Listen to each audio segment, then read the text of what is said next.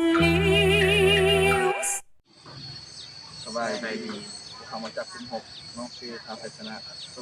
น้องชื่อท้าวจ้างคำแสน น้องชื่อเท่าวินัยกรบ้างเวลาพวกเราเรียนวิชาอุตสาหกรรมสาขาซ่อมแปลงรถยนต์ระบบ263ซึ่งวันนี้จะพามาเบิ่งจุดที่เนี่ยและจุดเนี้ยที่เนี่ยของวิทยาลัยเทคนิควิชาชีพของเราเนาะซึ่งว่าจุดเนี้ยที่เนี่ยจุดที่ก็คืออยู่ภาควิชาอุตสาหกรรมเนาะซึ่งจะมีเนี้ยที่เนี่ยอยู่เป็น4ประเภทคือ4ชนิดคือเนี่ยทั่วไปกระป๋องแก้วและพลาสติกซึ่งทั่วไปจะเป็นพวกเศษเบียร์หรือเศษถุงขนมพวกกระป๋องเนี่ยจะเป็นพวกเป็นของเบียร์หรือของเป๊ปซี่เนาะแก้วคือเป็นพวกแก้วสปอนเซอร์หรือว่าแก้วM100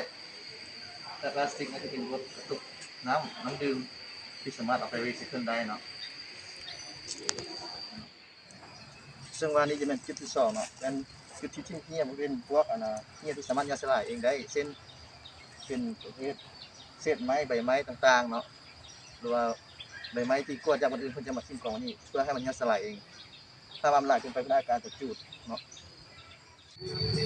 อันนี้คือจุดที่3หรือว่าจุดสุดท้ายแล้วทีเนาะ